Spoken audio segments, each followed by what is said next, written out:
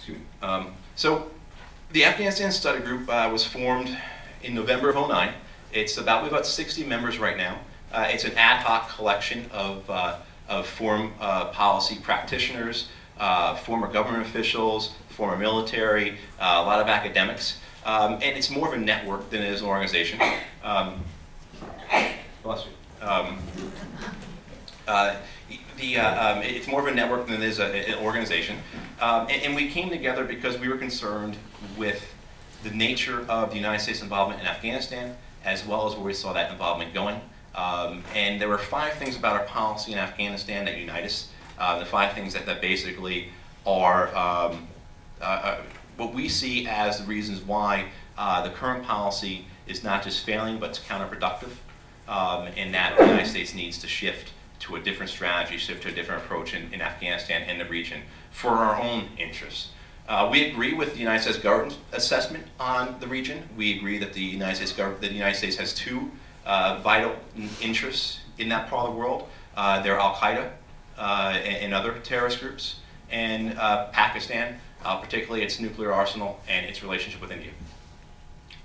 So looking at that and analyzing the conflict, analyzing what's happened in Afghanistan over the last 5 years in particular, we say, first off, we say the cost is excessive.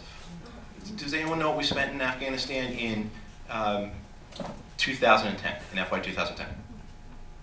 800 million. No. Billion. $104 billion. Okay. Does anyone know what we're spending in FY 11 in Afghanistan? $119 billion. So roughly $10 billion a month, roughly $325 million a day, roughly $13.5 million an hour. Everyone's familiar with Camden, New Jersey, right? Camden, New Jersey just laid off half their cops, third of their firefighters, core of their municipal staff. Anyone knows how much their budget deficit was? $26 million. 2 hours of our time in Afghanistan. I have a friend of mine, he said, we should rename Camden to Camdahar. And maybe this way they'll be able to get the money for the troops. But I mean, you go forward. You look at New York State. New York State has a budget deficit of $9.6 billion. They will have to do the same sorts of things: lay off cops, lay off firefighters, stop delivery of services to their citizens. Again, for a budget deficit of $9.6 billion, New York State's share of what we put into Afghanistan is $10 billion. Okay, and you can go through this list. And actually there's a great website. Actually, it's on your webpage. I see the costofwar.org. You can go on there. You can plug in your city, your state, your congressional district, and it gives you that information. Here's the kicker of it all. Does anyone know what the GDP of Afghanistan is? Or what their revenue is? What the annual revenue for Afghanistan is? Either one. Less than $1 billion. Counting the drugs or not counting? Not counting. Legal, not counting the drugs. Not much. That's exactly right. Not much. It's their GDP is $14 billion. They take in about $1.8 billion a year. So we spend $119 billion this year in a country worth $14 billion. The drugs, because a lot of times questions on drugs come up, and yet drugs account for $6 to $10 billion in additional GDP for Afghanistan. It's the only industry in that country. And one of the most important thing I feel people should understand about the drugs in Afghanistan are that 90% of those drugs go to Europe and Russia. They do not come here. Okay. You can also compare the violence in Mexico to Afghanistan. And the violence in Afghanistan actually pales in comparison to the 30,000 people killed in Mexico due to drug-related violence in the last 5 years. So cost is a huge factor for us. Okay, the second issue for us is that we're spending all this money and it's not affecting Al-Qaeda. Okay, Al-Qaeda needed safe havens in the 90s in Sudan and in Afghanistan so that they could build, grow, mature as an organization. Since 2001, since we went into Afghanistan and chased them into Pakistan, they have devolved into a highly decentralized, near virtual crime syndicate. They operate more like the mafia than they do as any form of military or conventional force. They have no organized or formal command and control structure that brigade combat teams, units of 5,000 U.S. troops are going to affect, particularly those troops in southern Afghanistan. So we have all these troops there, we have all this money we're spending on it, and we're not having an effect on an organization who operates through individuals and small cells around the world. Look at the attacks against the United States, successful or unsuccessful, over the past few years. Look at the three most recent attacks. Major Hassan down in Fort Hood, Texas, okay, who walked into a deployment center and killed, I think, 12 or 13 people there with a handgun. You had Abdul Muttalib, the Nigerian kid, who lit his underwear on fire on the plane over Detroit. You had Fadil Shahzad, the guy from Connecticut, who bought an SUV off of Craigslist and tried to blow up Times Square. That's how Al-Qaeda operates, okay?